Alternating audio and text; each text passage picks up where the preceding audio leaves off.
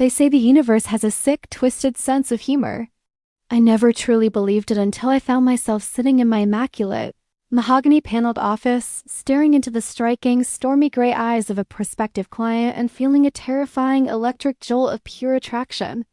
My palms were sweating, my breath caught in my throat, and my usually razor-sharp legal mind went completely blank. The kicker? I was a married woman, fiercely suppressing forbiddance, fluttering feelings for a total stranger. And this incredibly handsome, clearly heartbroken stranger? He was sitting across my desk, handing me a massive retainer check, begging me to ruthlessly destroy his cheating wife in a divorce settlement. If only I had known right then that the cheating wife he wanted to obliterate was me. But I didn't. Life, as I was about to painstakingly learn, isn't just a series of random coincidences. Sometimes it's a meticulously crafted psychological thriller disguised as a romantic tragedy. To understand how I ended up in the most absurd, heartbreaking, and mind-bending paradox of my life, you have to rewind exactly 365 days. Back to the day I signed my soul away. My name is Eleanor, and a year ago I was essentially sold. My father, a proud man whose legacy was built on a crumbling real estate empire, had finally run out of borrowed time and borrowed money. We were facing total ruin, scandal, and bankruptcy. Enter the Vance family. They were ruthless, newly minted billionaires who had everything except the one thing my family's fading name could offer: societal pedigree. The merger wasn't of companies, but of bloodlines.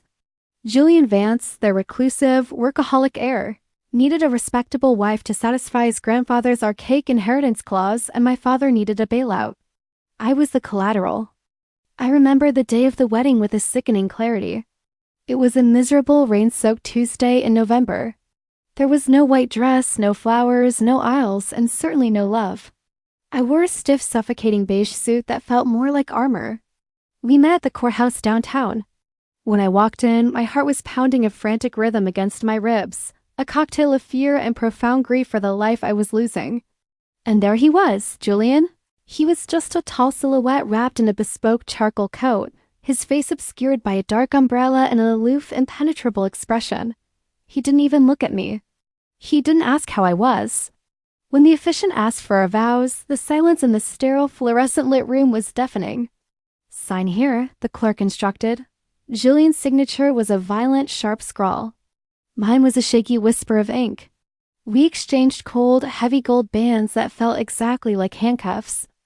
Outside, the freezing rain washed away whatever dignity I had left. As we stood on the concrete steps, strangers bound by law, he finally turned to me. His jaw was clenched so tight I thought it might shatter. "I have a flight to Tokyo," he said, his voice a low, gravelly rumble that held absolutely zero emotion. "I will be managing the Asian division for the next year. Don't contact me, Eleanor. I won't contact you. Live your life, just keep your name out of the tabloids." Before I could even nod, a black town car swallowed him whole, its red taillights disappearing into the gray city mist. I took the subway home alone, crying silently, a married woman with a phantom husband. But human beings are remarkably resilient. The profound humiliation of that day slowly morphed into a strange, intoxicating sense of liberation. He was gone. I had a ring I kept shoved in the back of my jewelry box and a legal status I actively ignored. Free from my family's immediate financial crisis and abandoned by the man who bought me, I threw myself into the only thing I could control, my career. I graduated top of my class, passed the bar with flying colors, and clawed my way into an associate position at Sterling and Hayes, one of the most cutthroat family law firms in the city. Because I couldn't afford to live on my own, yet most of my early salary went to paying off my own student loans. Completely independent of my father's bailed-out accounts, I moved into a cramped, chaotic, but wonderfully warm apartment in Brooklyn with my best friend, Sarah, and her boyfriend, Mark. They were my absolute sanctuary. After 80-hour work weeks spent dissecting the bitter, broken marriages of the city's elite, coming home to our tiny apartment was my saving grace. It smelled perpetually of cheap takeout and Mark's vanilla cologne. Mark was a golden retriever in human form, an aspiring chef who insisted on testing his disastrous culinary experiments on us, while Sarah was a fiery, fiercely loyal graphic designer. Our evenings were filled with cheap wine, loud laughter, and Mark strumming off-key acoustic guitar covers on our sagging thrift store sofa. They knew about the arrangement, of course. Sarah had held my hand through the darkest nights when I felt completely worthless. But eventually, the marriage just became a running dark joke between us. I was a 26-year-old virgin bride to a ghost. My life had a rhythm, a purpose, and a cocoon of genuine love from my friends. I had built high, impenetrable walls around my heart, vowing never to let a man dictate my worth again. I felt safe. I felt untouchable. But a year goes by much faster than you think. And ghosts, unfortunately, have a habit of coming back to haunt you when you least expect it. It was exactly 1 year since the courthouse. Our paper anniversary. If you want to be brutally ironic, I hadn't marked it on my calendar. I was perfectly content spending the evening buried in case files at my desk, sipping lukewarm coffee. At 8 p.m., my phone buzzed with a text from Mark. "Hey Elle, the weirdest thing just happened." Some insanely intense, model-looking guy in a ridiculously expensive suit just showed up at our door holding a massive bouquet of white lily. "Asked for you." I was mid-cooking, wearing literally nothing but sweatpants and an apron, holding a spatula. The guy looked me up and down, his jaw practically locked, and asked if you lived here. I panicked, thought he was some creepy stalker, so I said you were busy in the shower and to get lost. He looked like I had just stabbed him. He threw the flowers in the hallway trash and bolted. I texted back a laughing emoji. Probably a confused delivery guy or a wrong address. Lock the deadbolt. I dismissed it entirely. I went back to my briefs, completely oblivious to the fact that the fragile, peaceful universe I had built for myself was already burning to the ground. The very next morning, my senior partner, Richard Sterling, dropped a thick manila folder onto my pristine glass desk. It landed with a heavy, ominous thud. "Big fish, Eleanor," Richard said, his eyes gleaming with the predatory thrill of a massive billable hour. "Old money, but heavily invested in international tech. He wants to absolutely obliterate his wife, says she's cheating. He's furious, he's hurt, and he wants aggressive representation. No prenup on fidelity. It's going to be a bloodbath.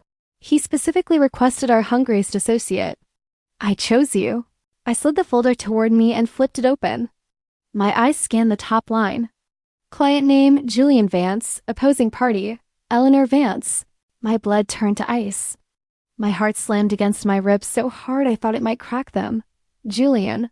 I stared at the letters until they blurred. But then the rational, lawyer side of my brain violently kicked in. No, it's impossible, I told myself. My Julian Vance was supposed to be in Tokyo. My Julian Vance didn't care enough to divorce me. I was just tax write-off, a checkbox for his grandfather's will. Besides, Vance was a massive, sprawling family tree in the city. A cousin? An uncle? And Eleanor wasn't exactly a rare name. It was a staggering, cruel joke of probability, but it had to be a coincidence. It had to be. "Send him in," I told my assistant, my voice surprisingly steady. 10 minutes later, the heavy oak door to my office opened. Nothing could have prepared me for the man who walked in. The air in the room instantly grew heavy, thick with a magnetic, suffocating tension. A year ago, my husband had been nothing but a dark silhouette, a lowered umbrella, and a different shadow in the freezing rain. But the man standing before me now was vividly, agonizingly real. He was breathtaking. He had piercing, stormy gray eyes, dark hair swept back with careless elegance, and the kind of sharp, aristocratic jawline that practically demanded submission. But it was the profound, raw pain in his eyes that struck me the hardest. He didn't recognize me. Of course he didn't. A year ago, I was a trembling, pale ghost drowning in a hideous beige suit, my hair plastered to my face by the rain, staring exclusively at the floor. Today, I was Eleanor the Shark, wearing killer stilettos, a razor-sharp emerald blazer, flawless makeup, and the unwavering posture of a woman who destroyed liars for a living. To him, I was just a ruthless attorney. "Mr. Vance," I said, standing up and extending my hand. When his skin touched mine, an electric shock shot straight at my arm. I actually gasped softly, pulling my hand back a fraction too quickly. He noticed. His gaze locked onto mine, and for a terrifying second, the anger in his face melted into something else. Something dangerously curious. "Thank you for seeing me on such short notice." His voice was a low, gravelly rumble that sent a shiver down my spine. "I need your help. I want to divorce my wife. Please sit," I managed to say, sitting down to hide the fact that my knees were shaking. "Tell me what happened." He leaned forward, burying his face in his hands for a moment before looking at me with absolute devastation. I've been working abroad for a year. It was an arranged situation, cold, business. But while I was away, I realized I wanted to try. I wanted to make it real. I flew back early. I bought her favorite flowers. I drove straight to her apartment to surprise her. He laughed, a bitter, hollow sound. A man answered the door, half naked, told me my wife was in the shower. She's been living with him. Oh my God, the text, Mark, the white lily, the deadbolt. A wave of nausea washed over me. It wasn't a coincidence. This was my Julian. And he thought I was having a passionate affair with Mark, my best friend's golden retriever of a boyfriend. He was breaking my heart with the tragic irony of it all. He had come back for me. He had wanted to try. And my clueless roommate had accidentally nuked my marriage. I should have stopped him right there. I should have stood up, confessed the truth, and cleared the air. But as I opened my mouth, the agonizing reality of my profession slammed into me. If I admitted who I was now, not only would I lose my job for an extreme conflict of interest, but he would forever see me as the deceitful, cheating wife who let him pour his heart out while hiding behind a desk. The embarrassment would be insurmountable. I was paralyzed by panic. I see, I whispered, forcing myself to look at my notepad. And are you absolutely sure it was her lover? Who else would be half naked in her apartment while she showers? Julian snapped, his eyes flashing with a sudden, protective possessiveness that made my stomach do violent flips. I want her to have nothing, but he paused, his gaze softening as he looked at me, truly looked at me. I don't want to destroy her maliciously. I just want to be free. You have very kind eyes. I feel like I can trust you. The guilt was a physical weight on my chest. I swallowed hard. Mr. Vance, I will take your case. But before we proceed, I need to establish a professional boundary. I deliberately placed my left hand on the desk, though my ring was safely locked in a box miles away. I am a married woman. My husband is away, but I am fiercely committed to my vows. I say this because emotions run high in these cases, and we must keep this strictly about the law. Julian stared at my bare ring finger, then up into my eyes. A slow, almost tragic smile touched the corners of his lips. He's a very lucky man, he murmured softly. To have a wife who waits for him. My wife didn't. The hook was set. I was officially the divorce lawyer hired to annihilate myself, slowly falling desperately in love with the husband who hated me. The next 6 weeks were a masterclass in psychological self-torture. I was living a waking nightmare, yet I was entirely intoxicatingly addicted to it. Every Tuesday and Thursday evening, Julian came to my office to build the case against his cheating wife. The official excuse was strategy, but the reality was rapidly mutating into something dangerously intimate. We would sit on the leather sofa in my office until midnight, surrounded by half-eaten boxes of lukewarm Chinese takeout and towering stacks of legal precedents, illuminated only by the amber glow of a desk lamp. The air between us was always thick, vibrating with an unspoken, desperate pull. He would loosen his silk tie, roll up the sleeves of his crisp white shirts, and lean in so close I could smell the intoxicating blend of cedarwood and rain clinging to his skin. It was absolute agony. I was falling hopelessly, tragically in love with my own husband, while helping him meticulously plot my own financial and social execution. I tried to fix it. God knows I tried. I realized my only way out without destroying both my career and whatever fragile respect he was developing for me was to prove the wife's innocence through the legal process itself. I convinced Julian to hire a private investigator. My logic was flawed but desperate. Let the pie observe the apartment. Let him see that Mark and Sarah are a couple and that the wife is just a workaholic roommate living a painfully celibate life. I thought I was a genius. I thought I was buying time. Instead, I built my own gallows. Julian, driven by a wounded pride I had drastically underestimated, didn't just hire any investigator. He hired Marcus Thorne, an ex-intelligence officer notorious in the city for digging up secrets that were buried under concrete. The emotional whiplash was tearing me apart. One moment, Julian would be looking at me with such profound naked admiration that my breath would catch. Like last Friday night when a thunderstorm knocked out the power in my building for 10 minutes. We were plunged into darkness. I gasped, and in the pitch black, his hand found mine. His fingers laced through mine, warm and calloused, holding on with a possessive grip that sent a wildfire straight to my core.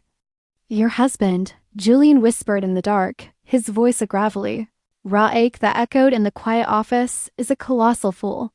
If I had a woman like you waiting for me at home, fiercely loyal, brilliant, beautiful, I would never have boarded that plane to Tokyo. I would burn the world down before I let you feel lonely for a single second." Tears had hot tracked down my cheeks under the cover of darkness. The tragic irony was a physical knife twisting in my ribs. He was pouring his heart out to the very woman he despised, wishing she was, well, her. When the lights flickered back on, I hastily pulled my hand away, hiding my tear-streaked face behind a thick legal ledger, suffocating under the weight of my own massive compounding lie. I couldn't tell him. The deeper our connection grew, the more terrified I became of the absolute disgust that would wash over his face when he realized I was the deceptive architect of this entire circus. Then, yesterday morning, the trap finally slammed shut. I was at my desk desperately drafting a motion to delay the preliminary hearings when my office door flew open. Julian stood in the doorway, breathless, his eyes dark with a terrifying mixture of triumph and rage. He wasn't wearing his usual perfectly tailored suit. He was in a dark trench coat, ring glistening in his hair, looking like an avenging angel. He marched to my desk and slammed a thick, heavily taped manila envelope onto the glass. "Thorn delivered," Julian said, his breathing heavy, planting both hands on my desk and leaning over me.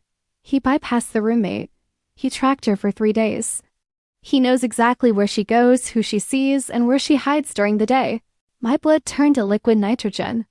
The walls of the office suddenly felt like they were shrinking, closing in on me.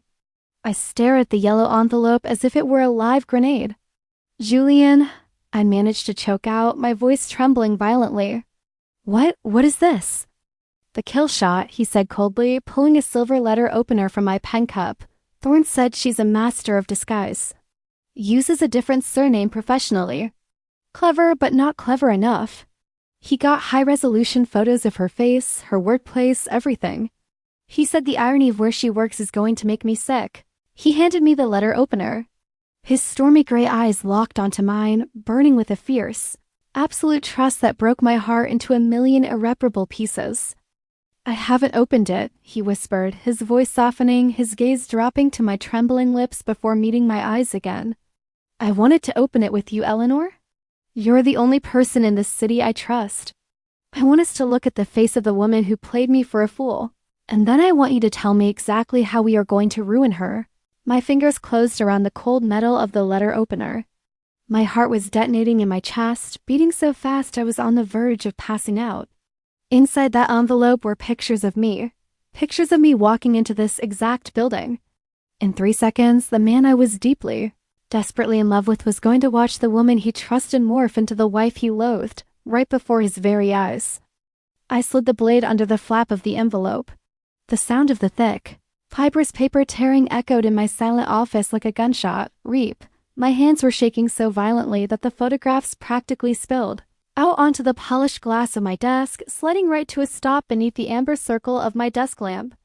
I squeezed my eyes shut for a microsecond, praying for a miracle, an earthquake, a fire alarm, anything. But when I opened them, the truth was lying there, glossy and undeniable. An 8x10 high-resolution photograph of me. I was caught mid-stride, walking through the revolving doors of the Sterling and Hayes lobby. I was wearing the exact same razor-sharp emerald blazer I had worn the day Julian first walked into my office. Time stopped. The oxygen instantly vanished from the room. Julian leaned in, his shoulder brushing mine, his eyes dropping to the desk to finally behold the monster he had been hunting. I watched his face. I watched the devastating, slow-motion collapse of his reality. At first, there was a deep, furrowed confusion. His brows drew together as he stared at the image. Then, his eyes flicked from the photo on the desk to my face, back to the photo. Back to me. The silence was so absolute, so heavy, it felt like being crushed at the bottom of the ocean. I saw the exact millisecond the puzzle pieces snapped together in his brilliant, ruthless mind. The warmth in his stormy gray eyes evaporated, replaced by a cold, hollow shock, and then a raw, visceral horror. He stepped back from me. He didn't just step back. He recoiled as if he had just realized he was standing next to a venomous snake. "Julian?" I whispered, the sound barely escaping my constricted throat. My voice broke. Tears were already spilling over my lower lashes, hot and fast. Please, let me explain. You? The word ripped out of him, a guttural sound of pure disbelief. He pointed a trembling finger at the photograph, his breathing turning ragged. You? Are Eleanor? You're my wife? Yes, I sobbed, the dam finally breaking. Yes, but Julian, the man at the apartment, Mark, he's just my roommate's boyfriend. He was cooking. I've never been with him. I've never been with anyone, I swear to God. I was just trying to survive, and then you walked in here and I panicked and I... Shut up, he roared. The sheer volume of his voice shook the glass walls of my office.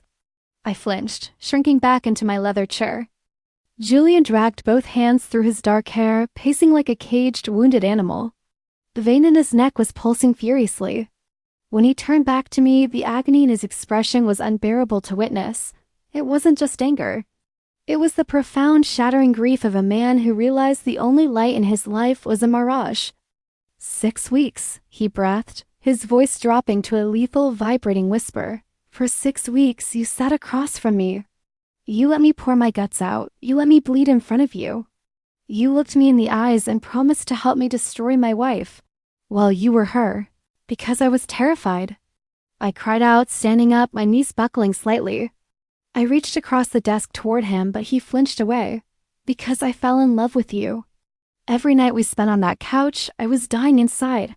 How could I tell you?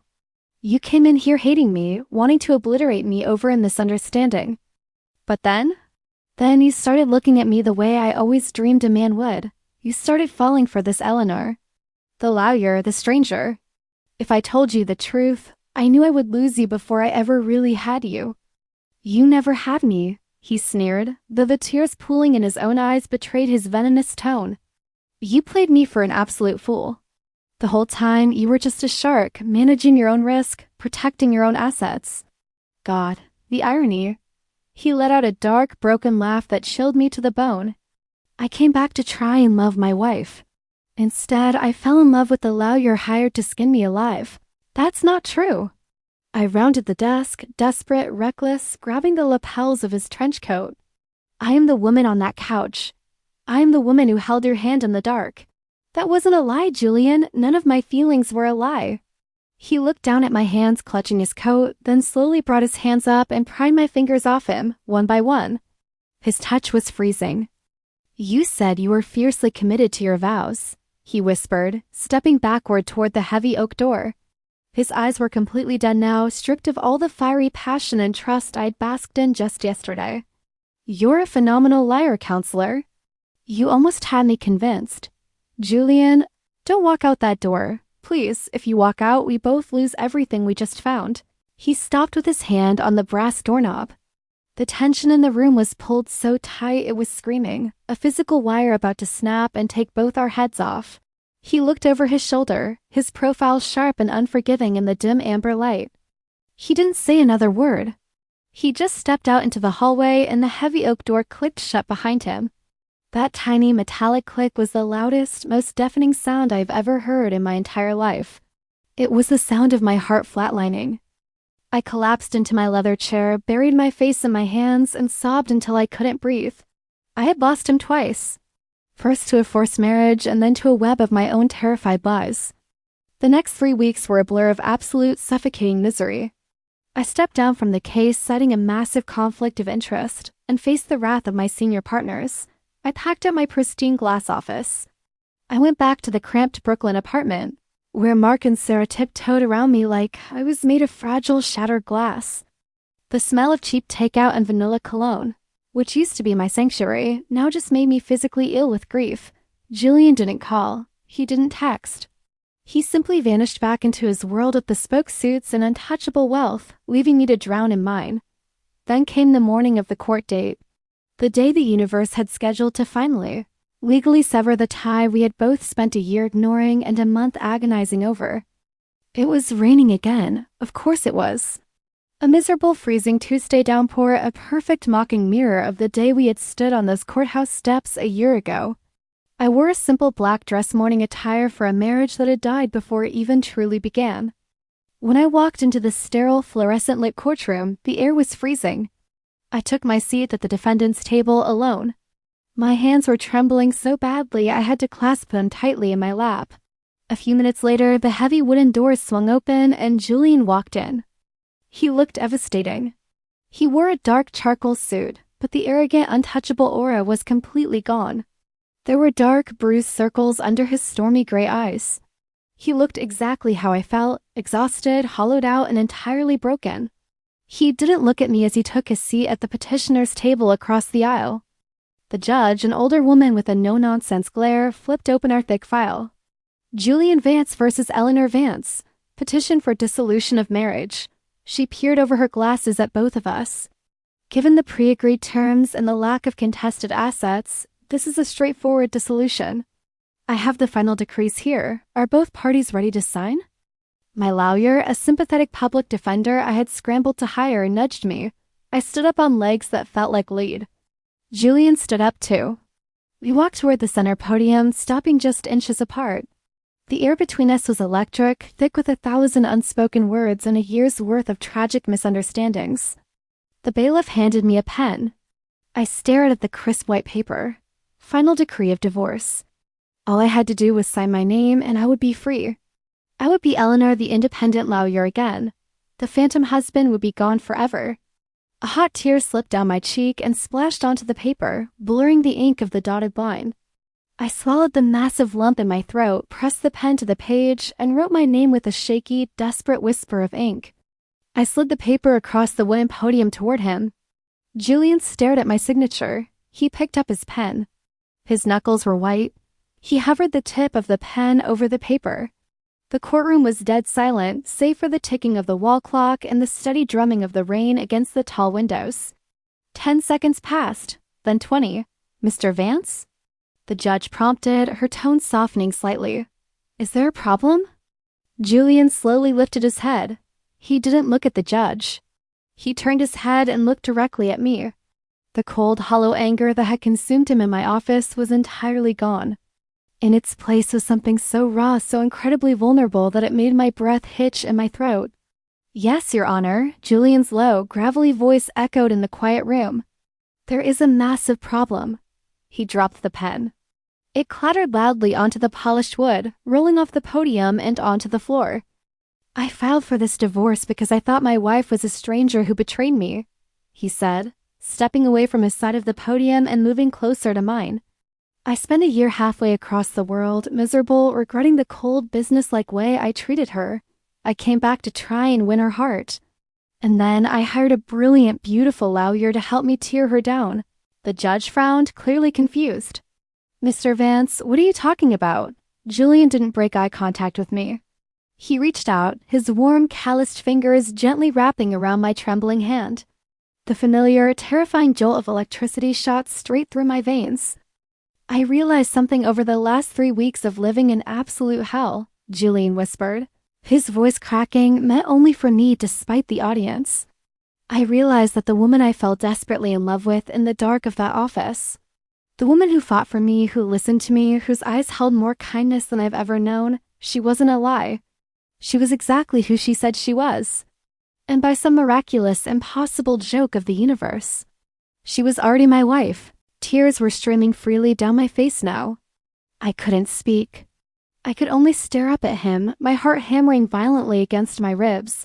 Julian turned back to the judge. I am not signing that paper, Your Honor. I'd like to withdraw the petition entirely. The judge stared at him, then looked at me, her rigid expression melting into a small, incredulous smile. Is that acceptable to the respondent? I looked at the man who had bought me a year ago, the man who had broken my heart a month ago, and the man who was currently holding my hand like it was his only lifeline. Yes, I choked out, a wet, breathless laugh escaping my lips. Yes, Your Honor, it's perfectly acceptable. The judge struck her gavel. Petition withdrawn. Case dismissed. Go home, you two. Before the echo of the gavel even faded, Julian pulled me against his chest. His hands tangled in my hair and his mouth crashed down on mine. It wasn't the polite, staged kiss of a forced wedding day. It was desperate, bruising, and overwhelmingly real. It tasted like salt and rain and absolute salvation.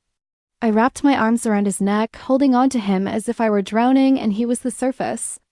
We walked out of the courthouse hand in hand, stepping back out into the freezing November rain. But this time, there was no black town car waiting to take him to the airport. There was no cold goodbye. He stopped on the wet concrete steps, pulled off his bespoke charcoal coat, and wrapped it tightly around my shoulders, shielding me from the storm.